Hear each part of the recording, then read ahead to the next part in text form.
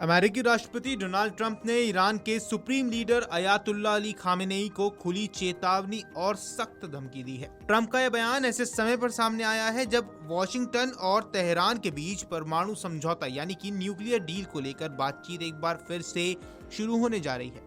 दोनों पक्षों की बातचीत इसी सप्ताह ओमान की राजधानी मरकट में होनी है, जिसके लिए तैयारियां अंतिम चरण में है। ट्रंप ने अपने बयान में कहा है कि खामेनेई को क्षेत्र में अमेरिकी सैन्य मौजूदगी के कारण गहरे चिंतित होना चाहिए।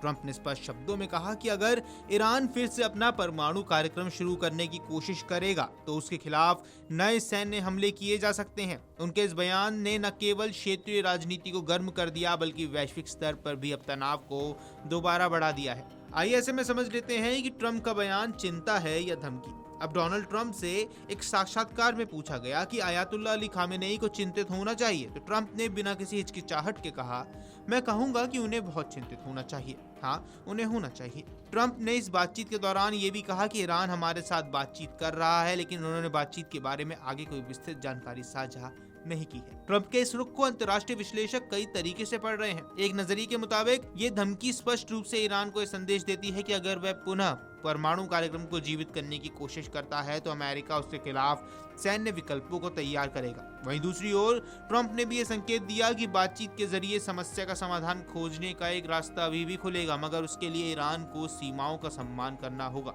ट्रंप का ये बयान ऐसे समय पर सामने आया है जब वॉशिंगटन और तेहरान के बीच परमाणु बातचीत कुछ दिन पहले रद्द होने की कगार तक पहुंच गई थी। बताया जा रहा है कि अमेरिकी बातचीत में ईरान के मिसाइल कार्यक्रम को भी शामिल करना चाहता था, लेकिन तेहरान ने इस प्रस्ताव को सख्ती से खारिज कर दिया और कहा कि वार्ता केवल परमाणु मुद्दों पर ही सीमित रहनी चाहिए। ईरान का मानना है कि मिसाइल कार्यक्रम उसके रक्षा अधिकार वाला क्षेत्र है और वो इससे बातचीत का हिस्सा नहीं बनने देगा।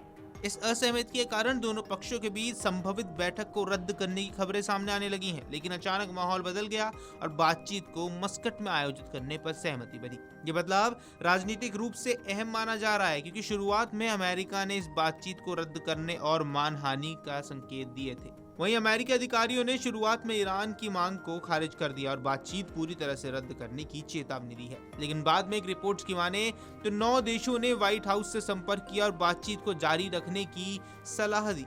इन देशों का तर्क ये था कि बातचीत जारी रखी जाए ताकि ईरान की बात को सुना जा सके और समाधान की संभावनाएं तलाशी जा सके। ये 9 देश क्षेत्रीय स्थिरता के लिए चिंतित हैं और वो चाहते हैं कि परमाणु मुद्दे का समाधान डिप्लोमेटिक रूप से निकले।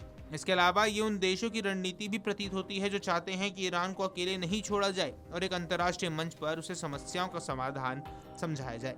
ईरान के विदेश मंत्री अब्बास अराक्ची ने सोशल मीडिया के जरिए पुष्टि की कि बातचीत शुक्रवार सुबह लगभग 10 बजे मस्कट में होने वाली है। उन्होंने सारे आवश्यक इंतजाम करने के लिए ओमान सरकार का आभार भी व्यक्त किया है। अराक्ची के इस बयान ने एक सकारात्मक संकेत दिया कि दोनों पक्ष बातचीत की मेज तक वापस आ गए हैं। हालांकि बातचीत की शर्तें और एजेंडे अभी तक स्पष्ट रूप से सार्वजनिक नहीं किए गए हैं, लेकिन ईरानी विदेश मंत्री की टिप्पणी से संकेत माने जा रहे हैं कि तेहरान बातचीत की प्रक्रिया में शामिल होना चाहता है और वह अंतर्राष्ट्रीय समुदाय के साथ संवाद को जारी रखना चाहता है। ट्रंप की चेतावनी और खामेनेई के प्रति उनकी सख्त भाषा ने एक बार फिर क्षेत्रीय तनाव को बढ़ा दिया है। अंतर्राष्ट्रीय स्तर पर भी ये चिंता में डालने वाला मामला है क्योंकि ईरान और अमेरिका के बीच टकराव वैश्विक राजनीतिक स्थिरता के लिए खतरा बन सकती है। मध्य पूर्व पहले से ही अस्थिर है और अगर परमाणु मुद्दा संघर्ष में बदलता है तो उसके परिणाम पूरी दुनिया पर प्रभाव डाल सकते हैं। Video desk अमरउजाला.com।